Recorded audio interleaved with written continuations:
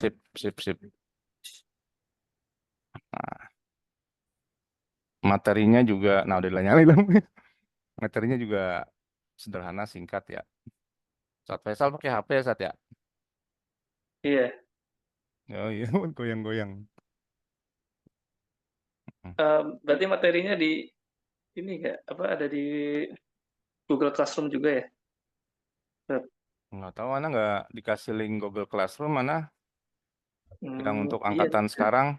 Ntar Anda tanya Ustadz Gozi apa, jadi kan nggak usah apa namanya, nggak usah kirim ke apa namanya, ke WhatsApp gitu ya. Bisa Hmm, diupload dan di-download. Anda belum tahu linknya kok nggak ada, kalau yang angkatan tahun lalu ada linknya di Google Classroom. Jadi mempermudah iya gitu itu Bang. bisa. Mm-mm. Antum ada emang ada link Google Classroom dikasih? Belum kayaknya yang lain supaya yang lain gimana nih? Karena juga belum tahu sih, belum nanya, belum minta Mm-mm. Google linknya. Kayaknya Nah, kode belum kodenya diadakan loh. Belum diadakan Ustadz. Mungkin mau diadakan nanti nanti anak tanya Ustadz Gozi ya. ya. Mm-mm. Nah, kadang-kadang ada yang ada.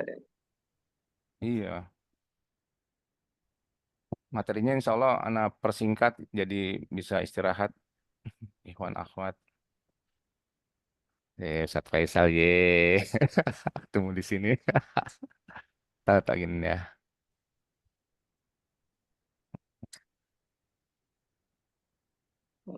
Nggak enak sini. Oh gini sih. Nggak enak.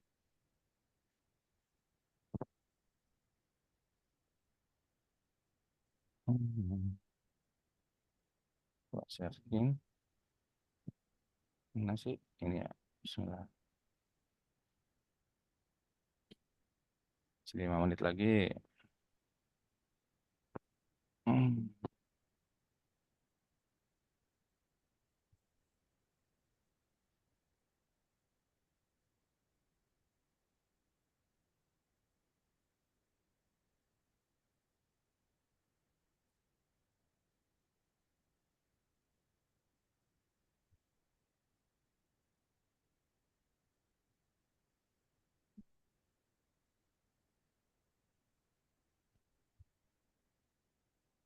Dulu Ustadz Faisal di Usman D3, D2 Ustadz.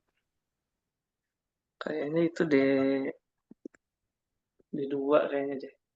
Hmm. Katanya sih, ya. Katanya sih. Kok katanya emang nggak pakai ijazahnya mana? Biasanya ada, cuman nggak ada sih tulisan D1 D2 nggak ada. Cuman katanya Hmm. aja. Cuma sertifikatnya ada tamat Ada, pendidikan ada gitu ya. adanya ada, cuman itu setara dengan Mm-mm. Suaranya bagus gak? Bagus ya? suara kedengeran sih. Nggak putus-putus kan? Enggak. Ini kayak yang kemarin tuh yang berudul tuh. Kalau di sana ada yang bagus nih yang berudul. Saat Mikdad, Musrif di Rahmatika ya Sat ya? Nah, Ustaz, Oh, tapi dulu udah bisa bahasa Arab Sat. sekalian juga Ustaz, Kenapa? Sekalian? mengajar juga di pesantren. Heeh, jadi udah ngajar ya Sat ya. Tapi udah pernah kuliah selain apa?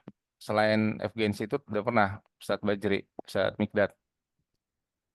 Belum Ustaz, Oh, jadi belum Ustaz. Anak lulus baru lulus sekolah, baru oh, lulus SMA 2004, kalau lagi terus masa pengabdian, lagi pengabdian, hmm, sekalian kuliah online. oh iya sudah. Sabar ya Sat ya. Bahasa Indonesia masih lama, masih 9 pertemuan lagi.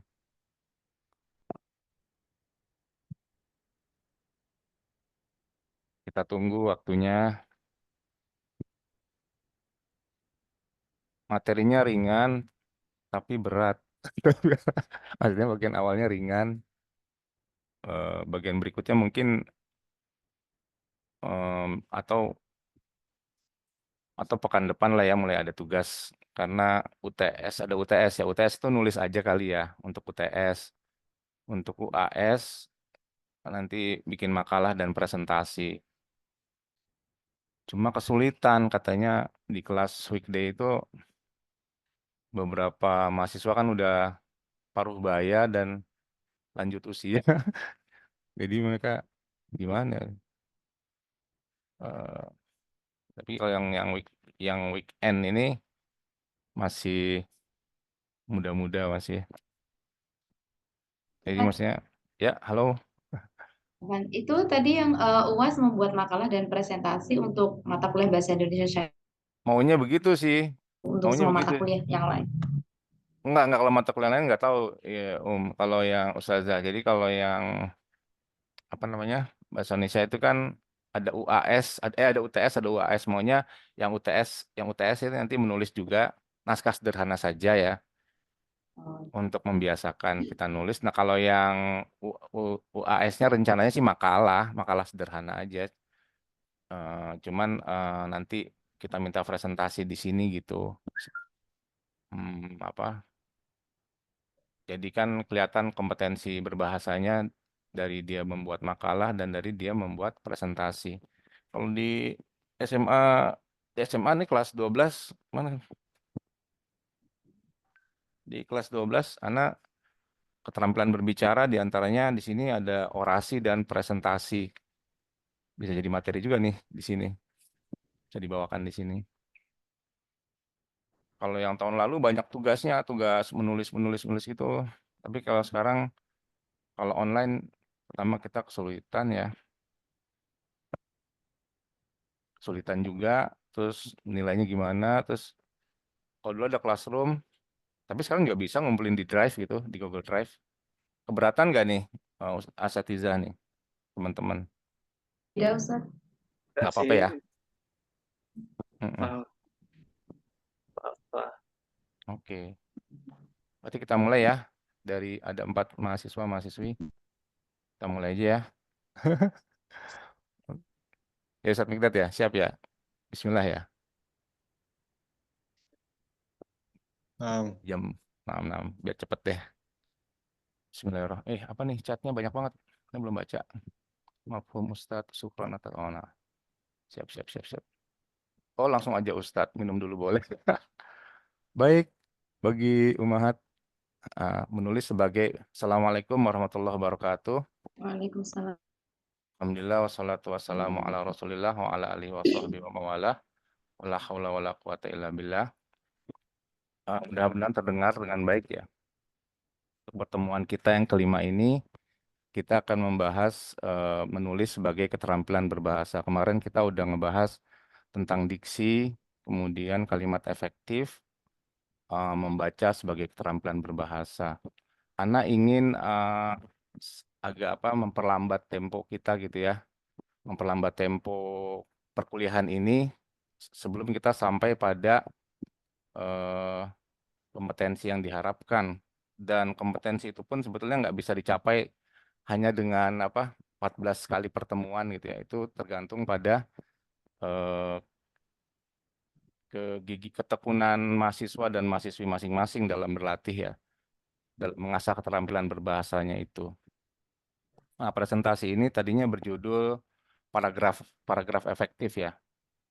Karena tadi setelah kata-kata, kalimat, kemudian paragraf gitu ya. Kemudian langsung praktek menulis kalau tahun lalu begitu. Nah, tahun lalu mata kuliah bahasa Indonesia itu masih di Ampu duet ya sama Ustadz Hanif namanya. Ah, dia S2 di Ilmu Budaya UI ya, dosen di sana.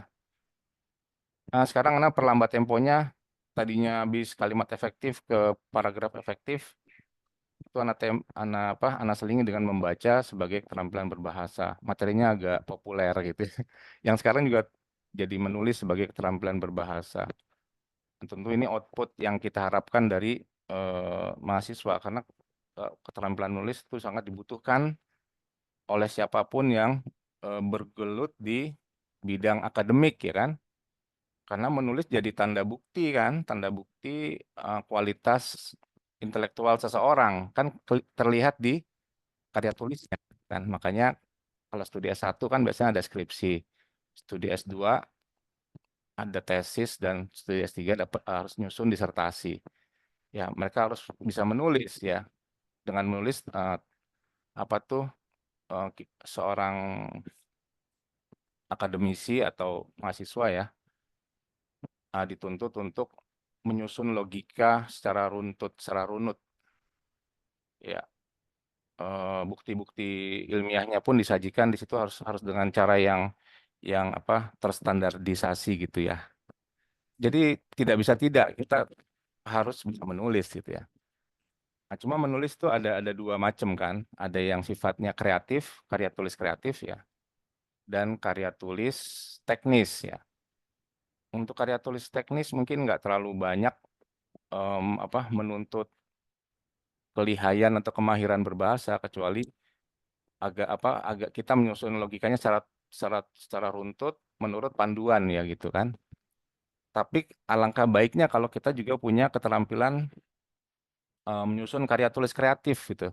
Sehingga nanti karya ilmiah kita, apakah skripsi, tesis atau disertasi akan lebih enak dibaca gitu ya. Kalau bisa malah disertasi rasa novel gitu. Kan enak, orang bacanya nggak bosen gitu. Nggak lama. Baik, kita langsung, ini karena di rumah mungkin akan ada suara-suara yang mendistraksi Ikhwan dan Akhwat, mohon maaf. Oh ini nggak bisa, bentar. Nah ini, kok nggak bisa pindah? Bentar. Udah, bentar ya. Jadi, Ikhwan Akhwat udah tahu belum nih jenis-jenis teks? Ada narasi, deskripsi, eksposisi, dan argumentasi ya. Nanti kita akan eh, mungkin kalau narasi dan deskripsi disatukan aja, argumentasi itu termasuk yang ada mata kuliah khusus, ada jam khusus gitu ya untuk membahas teks argumentasi. Dulu dari pendidikan menengah kita udah diajarkan nih jenis-jenis teks ini. Narasi itu cerita ya, cerita. Ada yang bisa membedakan nggak atau masih bingung dengan 4 jenis teks ini? Gimana, Ikhwan Ahwat? Udah cukup? Yang eksplanasi apa ya Ustadz? Saya lupa. Iya, eksplanasi itu sama dengan eksposisi, dia pemaparan data, cuma dia lebih mendalam, katanya lebih tentang mengapa dan bagaimananya itu lebih detail daripada sekedar eksposisi. Kalau eksposisi itu tinjauan umum, tapi dia didukung data biasanya. Jadi cuma cerita aja gitu, cerita pemaparan data ya. Kalau eksplanasi itu lebih dalam, tapi sifatnya eksposisi. Nah, memang di kalangan ahli bahasa dan sastra itu ada tumpang tindih ya. Ada yang memasukkan argumentasi ke dalam eksposisi, ada juga. Kayak Ismail Marahimin, dia ketika mendefinisikan karangan eksposisi, dia bilang itu adalah karangan yang berisi pendapat, padahal itu karangan opini, beda lagi gitu ya. Kita permudah aja. Jadi kalau dulu kita cuma narasi, deskripsi, eksposisi, dan argumentasi. Ternyata lama hilang dari dunia kebahasaan. Anak masuk ngajar bahasa Indonesia ke SMA FG, ada namanya teks observasi di samping teks deskripsi. Kalau narasi cerita, kalau deskripsi itu lukisan ya. Kita menggambarkan sesuatu dengan sangat detail, cirinya detail gitu. Kalau kita gambarin orangnya begini, kulitnya seperti ini, matanya gini, rambutnya, posturnya, pembawaannya itu kita ceritain. Nah, apa bedanya deskripsi dan observasi? Kalau deskripsi lebih umum, kalau observasi itu untuk keperluan penelitian atau pelaporan resmi. Itu sama, jadi pengamatan ya, hasil hasil tangkapan mata itu deskripsi dan observasi. Kalau eksposisi tadi pemaparan data ya. Kalau eksplanasi lebih mendalam dari sekedar eksposisi. Nah, kalau argumentasi itu opini. Biasanya kita menyampaikan klaim di situ, ada hujah ya, ada hujah. Nah, kadang-kadang sifatnya polemis gitu, tentang kita lagi berdebat atau kita ingin membujuk orang ya dalam rangka persuasi, itu karangan argumentasi. Ini bentuk jenis-jenis dasar ya. Pada dasarnya kalau dalam satu karangan yang kompleks ya ada narasinya di situ, ada deskripsinya gitu kan, kayak kita baca novel misalnya, dia basicnya narasi, tapi ketika mendeskripsikan sesuatu detail banget gitu ya. Atau dia juga menyajikan eksposisi atau opini-opini si penulis masuk juga di situ. Tapi ini karangan yang dasar, untuk dasar. Semoga dipahami. Ya, oke, kita beralih ke biasanya kesulitan ini sih kesulitannya para penulis pemula atau siapapun ya yang pengen menulis gitu, pengen menulis tapi kok susah nyari ide gitu ya. Dulu aneh juga begitu ya. Sekarang masih sama sih. Tapi sekarang kayaknya kayak banyak gitu. Kalau aneh mau nulis tiap hari, mau ngelamun tiap hari itu ada ide gitu. Nggak tahu yang baca siapa gitu. Tapi kalau sekarang kan banyak duduk, banyak baca buku, jadi banyak ide sebetulnya. Tapi kalau dulu waktu mahasiswa tuh cita-citanya pengen tahun-tahun berapa tahun? Tahun 2000-an dulu cita-citanya pengen punya artikel yang dimuat di koran itu, pengen banget gitu. Tapi nggak punya ide gitu. Dulu gitu. Tapi sejalan dengan waktu makin banyak ini pengetahuan ya, ide-ide itu kayak datang sendiri gitu. Misalnya dari sini nih. Aduh, ini kok agak macet ya, Ivan. Ya, jadi sumber ide itu dari akumulasi pengetahuan kita itu banyak ya, pengetahuan agama kita banyak, bisa dari pengetahuan ilmu agama, dari ilmu umum gitu kan. Kemudian pengalaman kita juga udah banyak ya. Eh, Apalagi di atas 40 tahun biasanya udah lebih mateng. Jadi dia bisa memberikan makna gitu pada pengalaman-pengalaman yang kelihatannya remeh temeh tapi bisa making meaning. Dari situ kita bisa membuat makna ya, seperti tulisan-tulisan Pri GS yang Anda presentasikan itu kan pengalaman hari-hari yang diberi makna ya. Tadi akumulasi pengalaman, pikiran dan perasaan sama ya, cuma rincian aja ya. Bayangin aja ya, kita dalam dalam kalau antum coba diem aja ya, nggak dengerin aneh ya, antum diem lah, diem 1 menit atau 5 menit ya, berapa banyak pikiran dan perasaan yang berkecamuk ya. Itu kehebatan otak manusia ya, ciptaan Allah ya. Nah, kalau dalam Islam kan pikiran itu hati ya, hati yang berbolak-balik cepat sekali. Ribuan pikiran ya, ada hayalan, ada keinginan, ada kegalauan, kekhawatiran ya kan, harapan, pikiran macam-macam. Hebat otak kita. Nah, kalau kita pinter mengamati pikiran-pikiran kita yang muncul ya, perasaan-perasaan yang meletup-letup itu kita tangkep, itu bisa jadi sumber ide gitu. Masalah pribadi juga ya, kita adalah orang yang penuh dengan hidup kita adalah hidup yang penuh dengan masalah ya, disadari atau tidak disadari, baik masalah pribadi maupun masalah orang lain lah, itu sumber ide gitu, bekal buat riset. Apalagi kalau masalahnya masalah orang banyak, masalah sosial ya, yang menimbulkan keprihatinan kita, misalnya masalah kemiskinan, masalah kesenjangan sosial dan lain-lain. Kalau itu bisa memicu kepedulian kita, itu jadi ide dan bisa kita olah. Jadi alangkah banyaknya ide ya. Ada di mana-mana ya, karena sebanyak pengetahuan kita, sebanyak pengalaman kita, sebanyak pikiran, perasaan, masalah diri kita dan orang banyak gitu ya. Ide juga bisa muncul. Ada yang mempertentangkan ya, kalau sekarang katanya bukan zamannya ide, tapi sekarang zamannya riset gitu. Dari riset muncul ide. Ya, banyak dengan studi pustaka, pengamatan. Dari wawancara aja kita pindahin hasil ngobrol kita sama temen, ya, statistika, googling, apalagi gue sekarang limpahan informasi ya. Jadi mustahil, suatu hil yang mustahil gitu. Kata Asmuni ya. Itu adalah satu hil yang mustahil gitu. Kalau nggak dapat ide gitu ya. Nggak mungkin nggak punya ide ya. Itu adalah suatu hil yang mustahil. Buku ya banyak baca buku. Kemudian dulu ada koran, sekarang koran udah punah. Majalah juga udah mulai langka. Dari obrolan dan diskusi itu juga ya akan memunculkan ide-ide banyak sekali dari ngobrol, dari hasil ngobrol ya. Apalagi antum kuliah dari pagi, banyak banget ide itu. Ilmu-ilmu yang dikasih itu bisa diolah. Presentasi orang lain ya, sering aneh dapat inspirasi dari dari menyimak ceramah asatizah tuh. Ih, bagus nih, terus diolah atau jadi bahan keinginan. Kemudian dari giroh juga bisa ya, ada orang ngomong ngawur, terus kita punya bahannya, punya ilmunya, kita bantah, misalnya jadilah tulisan. Kemudian juga umumnya sekarang orang itu sangat senang berbagi ya, nggak ada apa-apa sih, nggak pengen ngapa-ngapain, cuma pengen cerita aja gitu. Jadi cerita itu idenya muncul gitu kan, kalimat-kalimat bagus ya, quotes itu bisa diolah ya, kata-kata dari orang-orang terkenal misalnya, dari para ulama misalnya, bisa kita syarah aja itu jadi tulisan gitu. Dari para sahabat, para salaf misalnya, atau orang-orang terkenal bisa kita olah jadi tulisan atau kita Ya kita omongin di situ, kita kritik juga bisa. Salah satu teknik orang zaman dulu ya, sastrawan zaman dulu yang diceritakan sama seseorang, Rojul. Dia cerita misalnya kalau dia lagi ngapain gitu, terus dapat kata-kata bagus, dia catat di kertas gitu ya. Nanti lagi jalan lagi naik sepeda atau naik lagi olahraga, tiba-tiba ada kalimat-kalimat bagus, dia catat lagi, dia cicil gitu. Nanti dia olah buat bahan yang akan datang kalau dia lagi nulis. Kemudian caranya minum kopi juga bisa, tapi itu untuk lucu-lucuan ya. Kalau akhwat nggak minum kopi kali. Nah, tapi betul loh minum kopi, coba deh. Minum kopi kasih garam deh. Nah, insya Allah sakit perut ya. Nggak minum kopi kasih garam, mikir terus jadinya.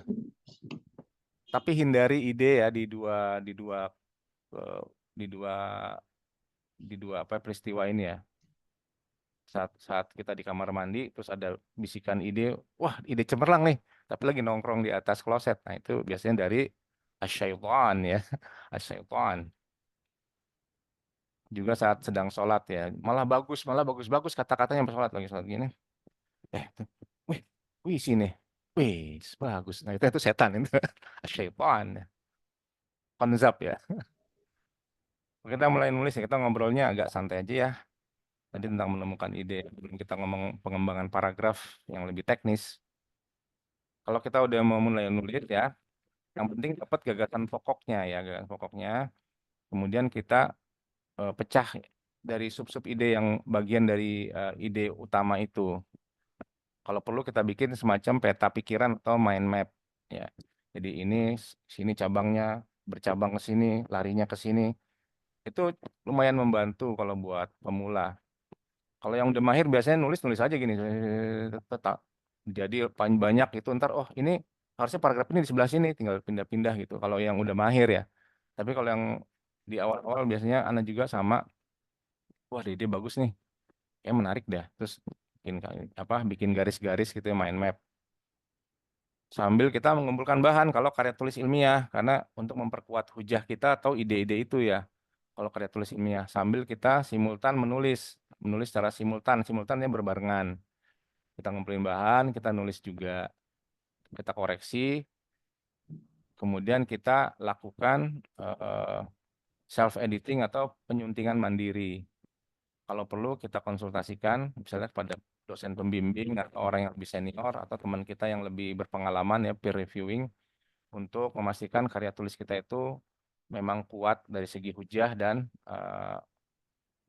kesalahannya minim gitu, udah diminimalisir ya. Jadi intinya kita ketemu gagasannya, ide pokok. Nah, ini kita masuk ke pengembangan paragraf ya. Dari gagasan pokok itu kita turunkan dalam kalimat ya, kalimat utama ya. Ide pokok turun gitu, aneh menggambarkannya ada orang turun naik tali untuk menyusun kalimat utama. Tulislah dengan perasaan dan sunting dengan pikiran gitu. Ini nasihat lama ya dari para penulis. Jadi kalau kita mau menulis apa aja, kalau bagiannya sih kebutuhan ya nulis kreatif ya. Kayak senam kayak senam jasmani juga gitu. Tapi kalau mahasiswa mungkin hanya kalau ada tugas baru nulis gitu kan ya. Tapi kalau orang yang udah senang nulis, caranya bisa dengan cara ini, tulis dengan perasaan, kita tulis aja apapun gitu ya, semua pengetahuan kita, lalu kita sunting dengan pikiran. Jadi kita kalau ada diksi yang efektif, kalimat efektif, maka paragraf itu juga harus efektif ya. Nggak boleh dia terlalu singkat sehingga pembaca tuh bertanya-tanya, nggak lengkap gitu yang disajikan pikirannya, atau terlalu panjang sehingga boros ya. Jadi dia harus efektif dalam keringkasan atau kepanjangannya. Tapi tadi kiatnya temukan idenya dulu terus bikin kalimat utama. Kemudian jadi kalimat-kalimat pokok ini nanti pengembangannya sebetulnya hakikatnya kita mencari kalimat-kalimat penjelas ya, pikiran-pikiran penjelas. Ada pikiran utama, ide utama, gagasan utama sama aja, atau ide pokok sama aja. Nah, cuman yang di masalah adalah bagaimana mengembangkan ide ini, ide yang udah ketemu ini kita kembangkan dengan pikiran-pikiran penjelas. Ya. Bagaimana tekniknya? Kok begini? Susah amat. Ya, jadi ada kalimat utama, ya, kalimat yang mengandung gagasan pokok disebut kalimat utama. Kemudian kalimat yang mendukung kalimat utama disebut kalimat penjelas dan harus efektif, ya. Jadi visualisasinya begini, kalimat utama misalnya satu gitu ya, dia dikelilingi diperkuat dengan kalimat penjelas kayak puzzle gitu ya. Nah, coba nih, udah 20 menit, cepet juga. Latihan mengidentifikasi kalimat utama. Membayangkan dunia yang tentram, tentu ini sebuah tahayul yang kemudian ternyata, Masya Allah, telah terjadi pemusnahan etnis di Bosnia, Herzegovina. Justru di pusat peradaban dunia di Eropa. Lihat juga kelaparan dahsyat akibat perang saudara di Somalia. Perkelahian pelajar yang terus-menerus di Jakarta, kali ini menjurus ke Sahara. Dan masih ada cerita seram lainnya. Itu semua membuat Mas Amir, sahabat saya seorang dosen politik, merasa keder. Mas Amir telah memproklamasikan perkelahian pelajar sebagai bencana nasional. Coba Ikhwan Akhwat, kalimat utamanya yang mana nih? Fadol, kalimat utama yang mana? Mana kalimat utama, mana kalimat penjelas, atau kalimat utamanya dulu? Yang mana? Yang paling awal Ustaz, kayaknya ya. Benar, Ustaz. Benar, Ustaz. Kayaknya yang pertama, yang betul. Memang itu yang kalimatnya umum ya kan? Membayangkan dunia yang tentram. Jadi gagasan utamanya apa? Gagasan utamanya gini. Dunia yang tentram itu tahayul. Itu. Kemudian kita bikin kalimatnya. Kalimat utamanya membayangkan dunia yang tentram tentu sebuah tahayul. Baru dirinci kan? Yang ini kalimat utamanya itu umum. Dirinci dengan Bosnia. Ya kan? Kelaparan di Somalia. Perkelahian pelajar. Keprihatinan Mas Amir, bla bla bla bla bla. Jadi kelihatan dari kalimat yang umum ini biasanya kalimat utama itu di awal paragraf ya, biasanya. Tapi ada juga yang di tengah atau di bawah, tapi umumnya di awal. Nah, yang ini kalau yang ini percepat aja ya. Kalau ini bla bla bla bla bla, pikiran utamanya ada di terakhir, di kalimat terakhir. Nanti dibaca ya. Terinspirasi oleh Indonesia, kini Malaysia balik mengungguli guru tempatnya belajar. Rinciannya di atas. Gitu. Kalau yang pertama namanya paragraf deduktif, kalau yang ini namanya paragraf induktif. Yang pertama ini paragraf deduktif ya, umum, baru partikular yang khusus. Kalau yang ini khusus, detail fakta, baru umumnya di bawah, di terakhir paragraf, di akhir paragraf. Yang pertama ini namanya deduktif, yang ini namanya induktif. Sederhana ya pelajarannya. Nah, sekarang kita tiba pada pola pengembangan paragraf ya. Bagaimana cara mengembangkan paragraf? Kalau memang waktunya ada malah bisa sekalian latihan di sini. Jadi ada pola bagaimana kita mengembangkan. Misalnya nih kita idenya udah ketemu ya. Gagasan utamanya udah ketemu, kemudian udah ada idenya, udah kita bikin mind map-nya misalnya poin-poin gitu kan. Nah, bagaimana cara mengembangkan paragraf? Ya. Ini ada di sini ada 7 pola pengembangan paragraf. Ada yang runtutan ruang dan waktu, klasifikasi, sebab akibat, definisi meluas, pola ilustrasi atau contoh, klimaks anti klimaks, kemudian yang terakhir pola perbandingan, tentangan, analogi atau ibarat. Sebenarnya ada beberapa, cuman Anda gabungkan ini untuk mempermudah. Bagaimana penjelasannya? Seperti ini ya, Ikhwan. Tadi ini ini visualisasi ini aja, ilustrasi mind map ya. Tuh, mind map misalnya di sini. Konsep kuncinya nih, ide utamanya di tengah. Kemudian pertanyaan-pertanyaan yang sifatnya partikular bisa dicabangkan dari lingkaran yang di tengah itu, yang dari konsep utama itu. Ya, begitu cara mengembangkan paragraf salah satunya. Agar paragraf pengembang dan komposisi ya karangan itu menjadi tuntas, buatlah mind map. Ya, bisa. Ini menurut Ivan Lanin sama aja ya. Tekniknya bisa dengan definisi meluas, klasifikasi sudah ya. Terus sama ini sama. Contohnya ini aja, langsung ke contohnya aja ya. Kalau paragraf deskripsi ada 2 jenis paragraf, yaitu paragraf deskripsi dan paragraf narasi. Itu tidak ada kalimat utama maupun kalimat penjelas. Semuanya penting gitu ya. Dalam narasi itu si penulis hanya bercerita saja. Deskripsi juga dia hanya menggambarkan saja, sehingga semua kalimat itu penting. Semua kalimat itu rincian. Kalau ibarat orang ngomong atau bicara, dia nyerocos gitu ya. Nggak tahu yang mana, tapi banyak gitu. Itu deskripsi dan narasi. Jadi nggak ada kalimat utama, nggak ada kalimat penjelas. Dia cerita aja gitu. Atau gambarkan saja begitu. Misalnya ini deskripsi ruang. Kalau kita ingin bikin teks deskripsi tentang ruang, misalnya ruangan, suatu ruangan, nah itu kita harus sistematis ya. Dari depan misalnya ke kanan, ke belakang, ke kiri, ke atas, ke bawah, itu harus sistematis gitu ya. Ini kan coba ini di paragraf ini kan nggak ada kalimat utama, semuanya penting, semuanya adalah deskripsi gitu, semuanya fakta lukisan ya, penggambaran sesuatu ya. Kalau ini ceritanya tentang ruang pola sekolah di timur ruang guru, bla bla bla dan seterusnya. Dia digambarin ada bangku di situ, di depannya ada meja dan kursi, ada sofa, gitu. Dan sebaik mungkin sampai orang itu ketika membaca paragraf deskripsi, dia bisa mendapatkan bayangan yang lengkap tentang objek yang dideskripsikan ya, atau diobservasi sama. Deskripsi, observasi sama. Ada yang chat? Oh ya, apa-apa. Terus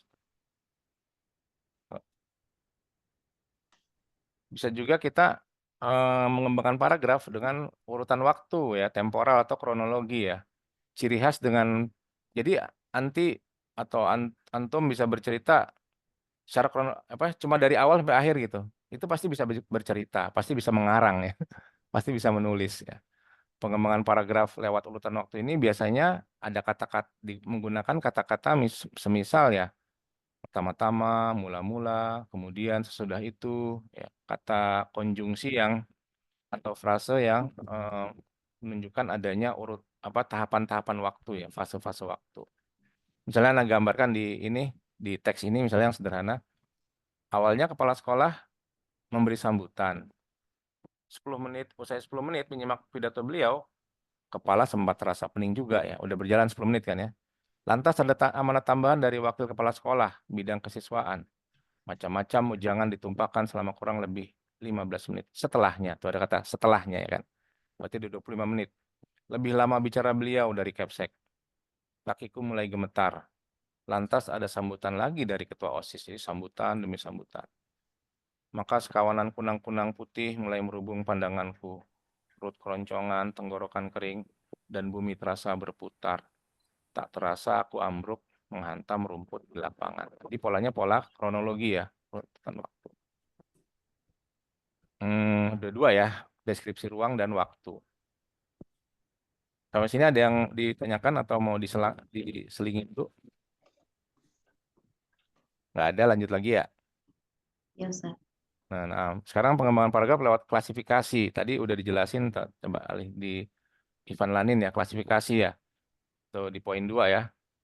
Ada kemiripan soalnya antara definisi meluas dan klasifikasi. Dengan klasifikasi itu enak, kita tinggal poin terus kita kembangkan ya, gitu. Di sini apa? Nah, contohnya ini. Misalnya kita mau cerita 3 tipe mahasiswa. Itu kan klasifikasi itu kan. Udah, misalnya ada poinnya mahasiswa pertama pembelajar murni. Belajar doang dia, belajar saja dia, kuliah saja. Yang kedua aktivis ya, organisasi. Yang ketiga mahasiswa nyambi ya, ogah-ogahan gitu. Nah udah tuh, kita udah dapat poin, istilahnya di mind map kita ada 3 poin tentang tipe mahasiswa. Gitu. 1 pembelajar murni, 2 aktivis, ketiga nyambi. Gitu. Udah, kita kembangkan uraiannya apa sih yang dimaksud pembelajar murni gitu kan. Nah, kita udah dapat idenya tuh. Nah, ketika menjelaskan misalnya pembelajar murni, kalau emang kalau emang esai kan subjektif, nggak perlu rujukan. Tapi kalau misalnya kita mau ilmiah, berarti tambah tuh bahan-bahan bacaan. Sehingga banyak nanti karya tulisnya gitu. Karya hasil tulisannya tuh banyak gitu. bisa mengembang. Kan kita judulnya mengembangkan paragraf, ya kan? Nah, itu kadang-kadang masalahnya penulis kan itu. Kemudian kalau ini misalnya Anda jelaskan pembelajar murni adalah mahasiswa yang datang ke kampus hanya untuk belajar 100%. Fokusnya untuk menghadiri kuliah tanpa ikut serta kegiatan organisasi yang lain dan yang lainnya. Itu yang pertama. Itu bisa dikembangin lagi tuh kalimat-kalimatnya itu. Dia begini begini begini begini ya. Jadi berkembang. Mahasiswa aktivis organisasi adalah begini, dia belajar tapi berorganisasi. Yang ketiga, mahasiswa nyambi adalah mahasiswa yang bangun pagi-pagi, gosok gigi, berangkat kuliah sendiri, ngelamun hingga sore hari, pulang kuliah tidur lagi. IPK tidak terlalu tinggi, yang penting senang hati. Nah, itu kan. Jadi ada 3 itu. Nah, ini minimal dari satu paragraf ini kalau dikembangkan minimal jadi berapa paragraf? Minimal. Paling minim 5 paragraf. Ini Yes, paragraf dua, gimana 5. Ya Ya, 5 saya ya. 5 tuh maksudnya gini, paragraf pertama ini, paragraf kedua membahas tentang pembelajar murni, paragraf ketiga tentang aktivis organisasi, paragraf keempat bicara tentang mahasiswa nyambi, paragraf kelima kesimpulan atau penutup. Minimal itu, minimal. Berkembanglah ya, dari 3 poin itu berkembang.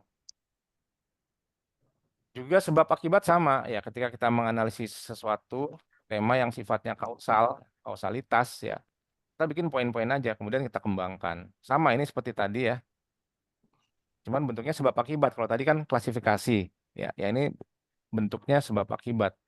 Sama ini minimal bisa jadi 5 minimal, 5 paragraf kembangan dari paragraf awal ini ya, paragraf pembuka. Ya, kalau dibacakan di sini faktor pemicu kerusuhan sosial antar suku ya, antar etnik.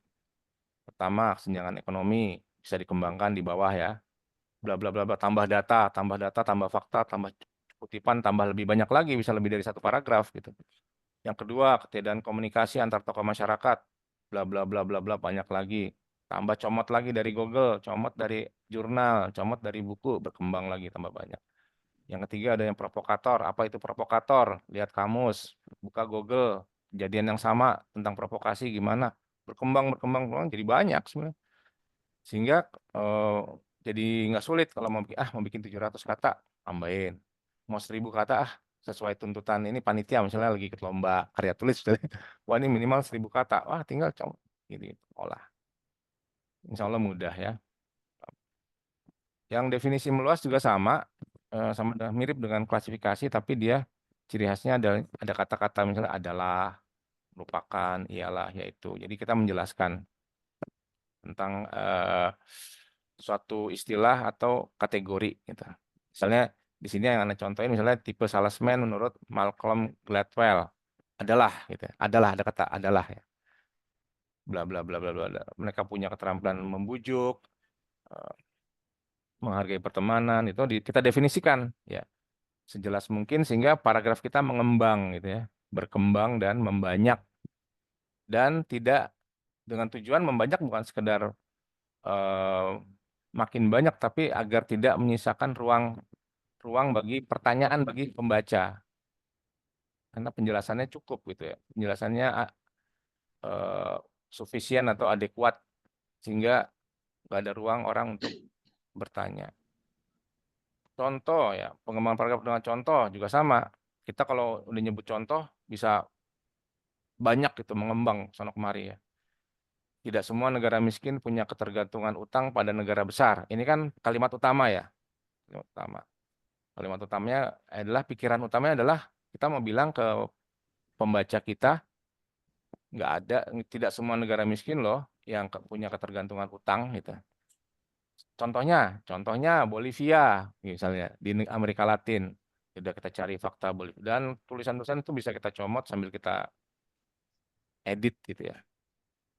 Atau ini misalnya bagaimana caranya punya rumah untuk gaji KPR, cita-cita rumah KPR, gaji UMR, gimana caranya? Gitu. Ilustrasinya seperti ini, bla bla bla. Dengan memberi contoh atau itu naturali ya, secara alami kita akan banyak kata-kata yang keluar ya, kalimat-kalimat yang keluar untuk menjelaskan kepada pembaca atau audiens kita, itu otomatis. Klimaks dan anti klimaks sama. ini sih urutan sama hampir mirip dengan kronologi. Bedanya adalah kalau klimaks dari yang adem ke seru ya, makin seru gitu. Makin lama tuh makin seru gitu ya. Konflik Konflik meningkat gitu adalah sih. bisa juga konflik. Ini kalau dalam karya kreatif ya, konflik itu adalah inti dari cerita seperti itu. Ya, kan Anda pernah ngomong nggak ya? Anda kalau selalu ngomong di depan kelas kalau di SMA itu cerita dan berita itu sama ya. Ada cerita, ada berita. Kalau cerita itu domainnya sastrawan atau sejarawan. Tapi kalau berita domainnya wartawan. Mirip ya, cuma berita dan cerita. Tapi inti berita dan cerita, terutama cerita, intinya adalah konflik. Kalau nggak ada konflik, nggak ada yang diceritakan gitu. Atau kalau nggak ada permasalahan yang ini kan nggak mungkin jadi berita gitu ya. Gitu. Biasanya berita itu yang kontroversi kan, yang mengandung konflik-konflik itu ya. Nah ini pengembangan paragrafnya bentuknya klimaks. Gitu. Itu makin klimaks, apa namanya, dari klimaks bisa juga anti klimaks. Kalau anti klimaks sebaliknya, seru dulu, adem, adem, adem, adem, adem gitu ya. Ini tahun lalu ya, teks tahun lalu ya. Kalau ini misalnya anti klimaks turun ya dari awalnya gerombolan Gang Jangkrik mendukung total pencalonan Pak Joko sebagai lurah. Mereka yakin Pak Joko yang sederhana dan polos itu hatinya jujur dan karena itu kelak amanah dalam menunaikan tugas. Meski punya perusahaan kayu, Pak Joko selalu tampil low profile dengan kemeja lengan pendek, bla bla bla bla. Tadinya dia mendukung, di ujungnya mereka mengusulkan pemakzulan Pak Joko sekarang juga, malah menginginkan kemundurannya Pak Joko. Itu anti klimaks. Kemudian selain keberlimpahan informasi, ya saat ini yang memustahilkan kita nggak bertemu, nggak punya ide, nggak mungkin ya, karena data begitu melimpah. Salah satu cara untuk mendapatkan ide tulisan atau mengembangkan paragraf ya secara teknis itu adalah melakukan perbandingan. Jadi apa-apa kalau kita perbandingkan pasti menghasilkan teks ya. Apa saja kalau kita perbandingkan mau apa banding B atau A banding B banding C atau makin banyak perbandingannya makin banyak teks yang dihasilkan. Ya kan gitu ya. Coba aja atau dipertentangkan atau kita ibaratkan loh. Itu ya. Misalnya kita mau memperbandingkan misalnya si kaya dan si miskin, banyak ceritanya. Itu yang sederhana. Misalnya. Atau kita memperbandingkan sosialis, negara sosialis, atau nasib rakyat di negara sosialis dengan nasib rakyat di negara kapitalis. Misalnya dua hal. Pasti banyak yang bisa diceritakan. Atau membandingkan sistem pendidikan di Indonesia, Finlandia. Perbandingan sistem pendidikan di Indonesia dengan Finlandia atau dengan Malaysia dan Singapura. Oh, banyak cerita itu. Ya gak, Iwan Hawat ya. Pasti banyak yang bisa diceritakan, ada banyak teks yang dihasilkan, dan kita nggak kesulitan untuk mengembangkan paragraf. Nggak mungkin kesulitan. Hanya dengan cara membandingkan, membanding-bandingkan ya. Contohnya ini ya, Anda di teks sederhana ini Anda membandingkan Nabi kita Muhammad Shallallahu Alaihi Wasallam dengan Sulaiman alaihi salam ya kan. Sulaiman itu raja, gitu. Dia begini dan begitu, sedangkan Nabi kita hamba dan orang biasa. Dan ini lebih sempurna. Sulaiman tuh mengendarai kendaraannya angin ya. Nabi kita mengendarai buruk. Kita perbandingkan, ada menghasilkan teks gitu ya, perbandingan. Kalau Nabi Sulaiman perjalanannya eh, Nabi kita sampai ke langit ketujuh. Kalau Sulaiman apa? Mungkin masih masih di bumi lah ya, masih pakai teleportasi. Nabi Sulaiman ngerti bahasa hewan, bahasa burung, ya kan, bahasa semut, ya. Tapi bukan askoli itu ya. Innama fa'yama Allah itu. Askoli, innama askoli makoli itu bukan yang gitu, tapi bahasa bahasa semut yang asli, bahasa burung yang asli. Gitu. Tapi Rasulullah juga bahasa bener nih, bukan bukan bahasanya Bang Gufron ya. Askoli innama makoli gitu ya. Nah, Rasulullah juga mengerti bahasa hewan loh, bahasa benda mati pun beliau ngerti. Ada kurma, ada unta yang nangis kan, Lalu karena dia diperas tenaganya, Rasul ngerti, ngobrol siapa nih yang nyiksa unta ini, tolong, dia ngadu sama saya. Ngerti Rasulullah, paham. Karena ada pohon kurma yang nangis, karena biasanya Rasulullah tuh kalau khutbah nyender di pohon itu, sekarang udah nggak lagi dia nangis. Rasulullah tahu. Batu-batu bertasbih, Rasulullah tahu. Uhud gelisah aja Rasulullah bisa membaca. Tenang Uhud, di sini ada Rasulullah, ada Siddiq, ada dua syuhada, kan itu hadisnya ya. Rasulullah tahu bahasa batu. Kalau katanya setan itu takut kan sama Nabi Sulaiman kan, sampai mereka bekerja keras itu di depan Sulaiman alaihissalam. Mereka nggak tahu bahwa Sulaiman alaihissalam udah meninggal kecuali setelah beliau tongkatnya itu patah karena dimakan rayap, beliau tersuruk jatuh, baru tahu setan-setan bahwa Sulaiman udah meninggal. Mereka takut pada Nabi Sulaiman alaihissalam. Begitu juga sama Rasulullah, setan semua takut pada Rasulullah. Ya, udah. Bahkan yang korinnya beliau udah masuk Islam, bahkan kepada sahabatnya saja, ya Umar bin Khattab, setan kabur ya mencari jalan lain gitu ya. Ini kan cuma dengan membandingkan saja udah menghasilkan teks gitu ya, udah menghasilkan cerita. Nah, itu salah satu kalau nanti mau bikin karya tulis ya, perbandingan gitu. Apa. Wah, udah gampang itu kesananya ya. Mana yang lebih, mana yang kurang gitu kan. Udah lama juga kita ya, masih ada ini mah teoritis sebenarnya nggak perlu dibahas ya kan.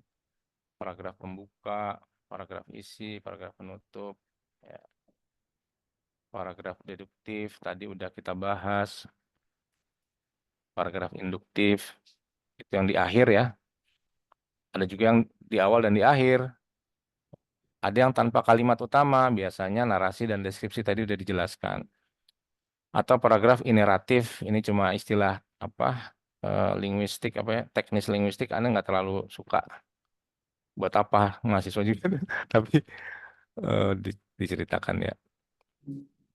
Kalau ini contoh dari Priges lagi tahun lalu lagi ya cerita. Cerita juga nih narasi. Eh, cerita deh sedikit deh. Ada waktu 5 menit kali ya.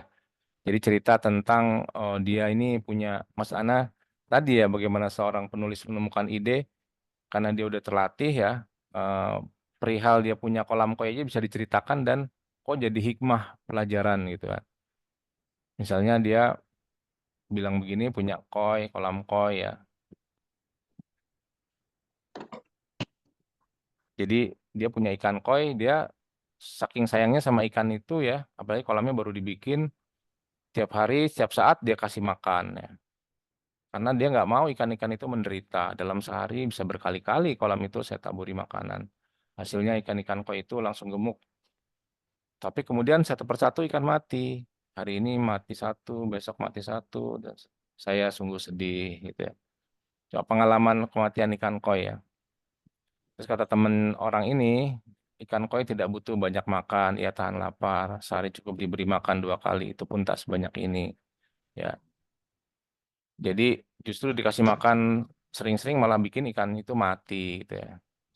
Ikan-ikan itu tidak mati karena penyakit, tapi karena kekenyangan.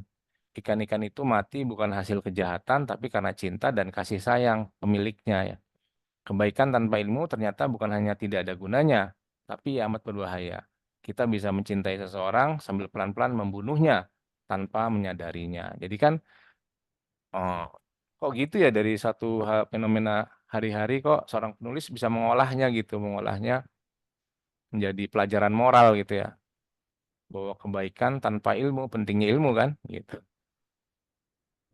Eh, Amat berbahaya mau berbuat baik tapi tanpa bimbingan ilmu malah membunuh gitu ya. Tadinya dia sayang sama ikan itu tapi tentu Ikhwan Ahwat bisa dengan mudah ya, waktunya masih ada 15 menit lagi.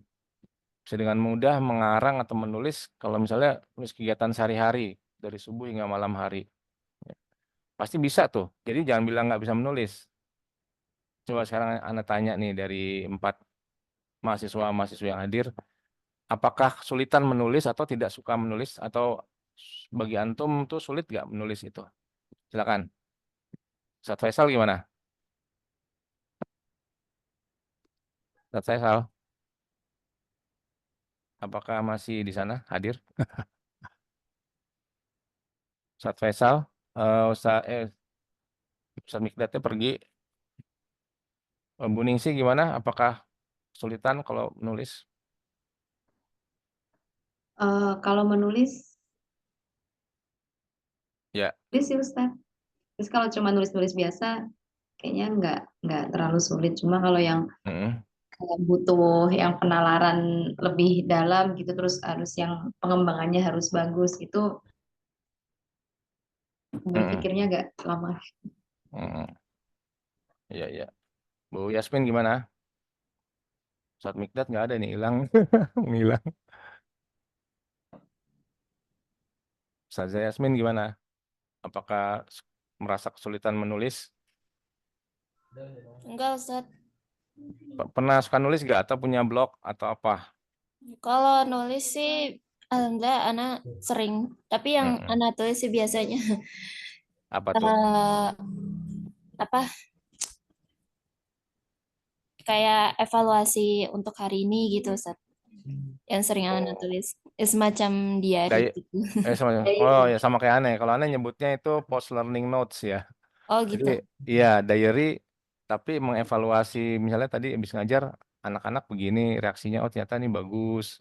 Ya itu Eh, juga anak eh, evaluasi setelah ngajar sama evaluasi harian. ditulis terus sama Bu Yasmin. Iya, Oh ya, berarti udah semacam jurnal live gitu sih. Itu aja. betul betul.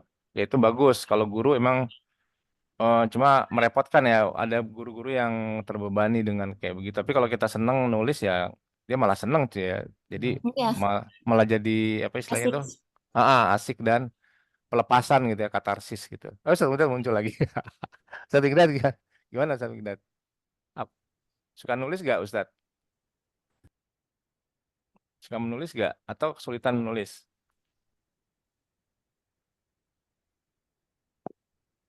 Gimana Ustaz? Nanti kasih tugas, kalau dikasih tugas keberatan gak nih? Gimana Akhwat?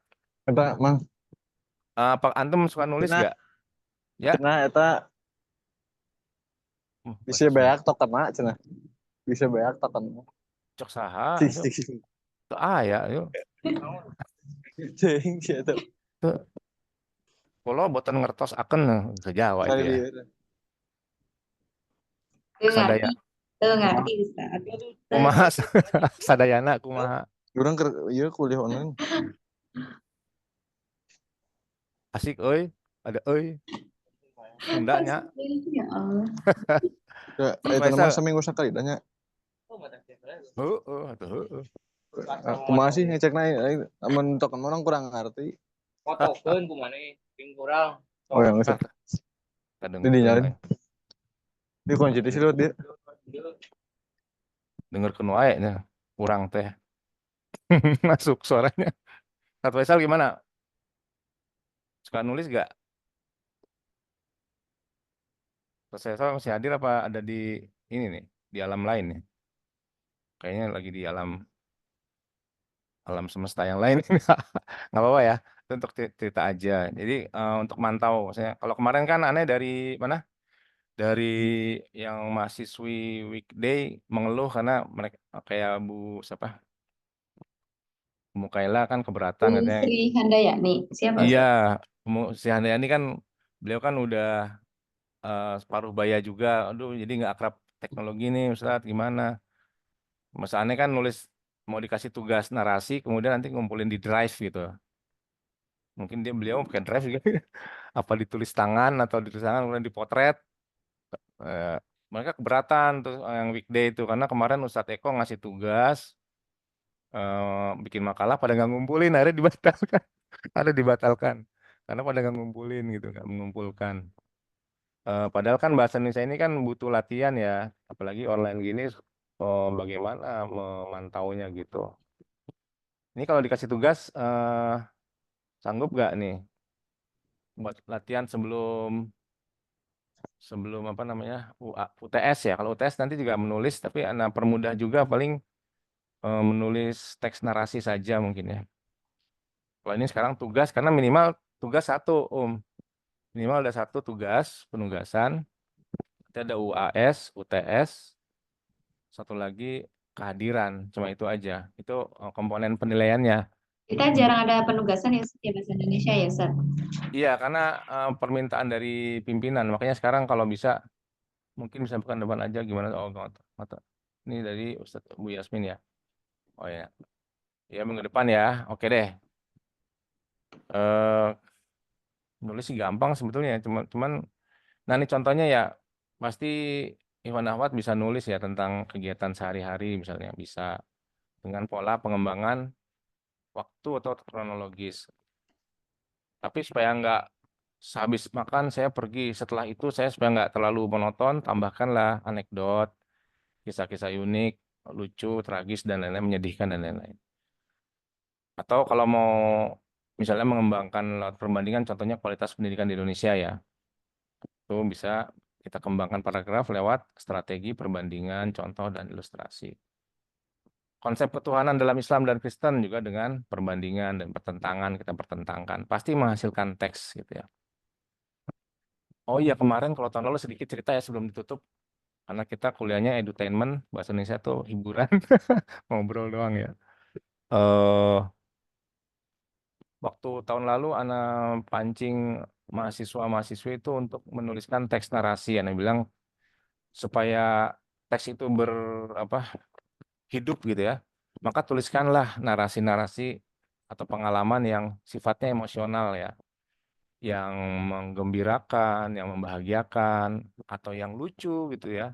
Yang lucu sekali. Atau yang mengagumkan, mengagetkan, mengagumkan atau menyedihkan. Nah itu banyak ibu-ibu cerita sedih-sedih, sedih-sedih gitu. Ya, tapi itu jadi membuat teks itu jadi hidup ya karena eh, nyambung antara teks dengan pembaca itu kalau emosinya itu berdampak emosional gitu, ya, emosinya itu terbawa. Apalagi naskah-naskah narasi kan gitu. Naskah-naskah narasi itu bisa kita bilang efektif kalau misalnya secara emosional dia nyambung. Sama kalau kita nonton sinetron, ya zaman dulu sih, waktu nonton sinetron kita bisa ketawa, bisa nangis gitu kan. Atau kesel, selama tuh sama ibu itu tuh jahat banget itu. Oh kita kesel, padahal itu kan cuma cuma sinetron, cuma pura-pura. Tapi itu efektif gitu. Kayak gitulah tulisan yang hidup, ya kalau dia bisa menyentuh sisi emosi kita. Udah mau berakhir, nggak mesti lengkap kan ya? Gimana? Ada komentar lagi terakhir, yang terakhir? Yang terakhir dari yang terakhir sebelum diakhiri. Ini jadinya kita ada penugasan ini, Ustaz, atau gimana? Katanya Bu Yasmin keberatan. Nanti aja deh Oh, kalau jadi gitu. Biar mulai bareng pekan kan. depan saja. Ya, pekan depan saja ya. Pekan depan saja. Itu udah mepet UTS ya. Pokoknya kita ada sekali lah penugasan. Biar bareng ya. Karena yang weekday kemarin keberatan mau dikasih tugas. Jangan dulu Ustadz. Ini ya udah lah kuliah gitu. Sampai sini udah anak akhiri ya. Udah nggak ada lagi ya. Jadi temanya hari ini adalah menulis sebagai keterampilan berbahasa lewat pengembangan paragraf. Ya, dan ini hanya menjadi teori saja kalau nggak dipraktekkan ya jadi cuma pengetahuan aja ya, pengetahuan teoretis gitu ya. Gimana Ustadz Faisal udah nggak ada lagi menjelang ini diakhiri ya semuanya. Makasih banyak. Jazakumullah khair udah mendengar. Kebetulan udah azan asar. Jadi anak akhiri billahi taufik wal hidayah. Assalamualaikum warahmatullahi wabarakatuh. Waalaikumsalam Waalaikumsalam warahmatullahi wabarakatuh. Syukron ya, jazakumullah khair. Leave. Should sleep.